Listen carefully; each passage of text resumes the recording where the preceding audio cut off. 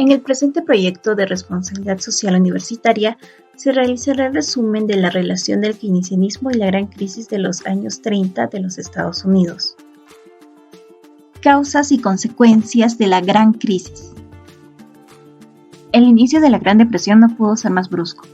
En 6 días, a finales de octubre de 1929, la bolsa de Nueva York se hundió estrepitosa e inesperadamente. Después de una época de bonanza económica durante los llamados felices años 20, en el cual el país dedicó con entusiasmo a la producción y adquisición de bienes y consumos propios en una economía industrial moderna, los cuales tuvieron efecto directo en el relajamiento de los mecanismos de control por parte de entes gubernamentales de control y vigilancia, tanto como en la deficiente valoración de los riesgos y las consecuencias, falta de seguimiento de la capacidad de repago de los deudores. Por otro lado, la disminución de las ventas de productos industriales produjo una ola de despidos de las industrias. El desempleo llegó hasta un 30% en los Estados Unidos y tuvo como consecuencia una disminución aún mayor del consumo. Ante los rumores de las pérdidas de las empresas cuyas acciones habían alcanzado valores muy altos en los años anteriores, los inversores intentaron deshacerse de las acciones y por lo tanto su precio cayó estrepitosamente. La gente comenzó a retirar sus ahorros de los bancos, que al no poder devolver toda la masa de depósitos al mismo tiempo, quebraron. Esta quiebra de pequeños bancos locales arrastró incluso a los bancos más grandes y a las filiales internacionales. Todo esto afectó al comercio mundial, debido a que el mayor productor del planeta está en medio de una gran crisis.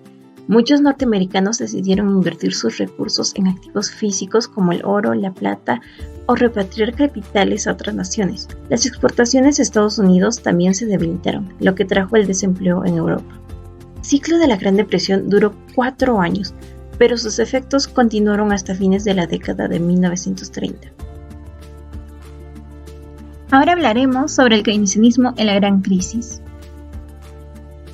La economía keynesiana fue desarrollada por el economista británico John Maynard Keynes en su obra Teoría General sobre el Desempleo, el Interés y el Dinero, que fue publicado en 1936, en un intento por comprender las crisis financieras como la Gran Depresión.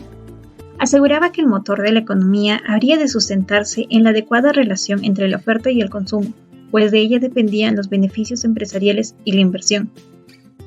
De acuerdo con el keynesianismo, la variable que mueve la actividad económica es la demanda, y en la crisis de 1929 la demanda se había retraído, por lo cual era necesario estimularla, generando una demanda adicional que tirase de la producción. Puesto que las medidas no intervencionistas de los estados capitalistas no habían logrado tal objetivo,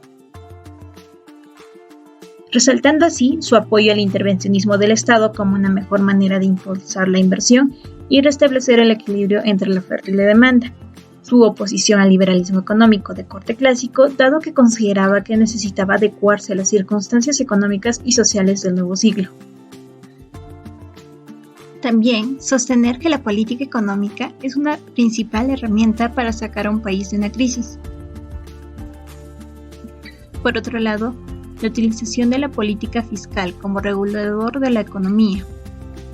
Y por último, considerar que el peligro para la economía es el desempleo. Básicamente proponía lo siguiente: desarrollar una política de intervenciones estatales en obras públicas como carreteras, pantanos, etc., que sirviese de estímulo a la iniciativa privada a través de la demanda de cemento, hierro, componentes industriales, etc.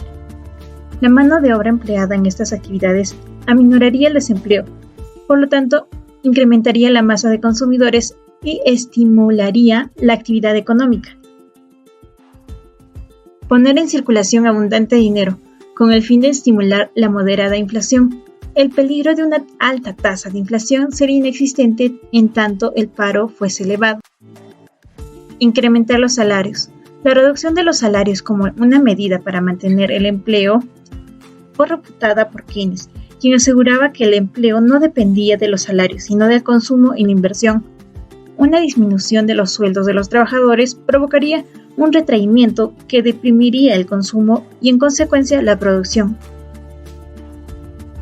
Intervenir en todos los sectores económicos, regulando la fijación de precios, salarios, mercado laboral y concediendo subvenciones a empresas, etc.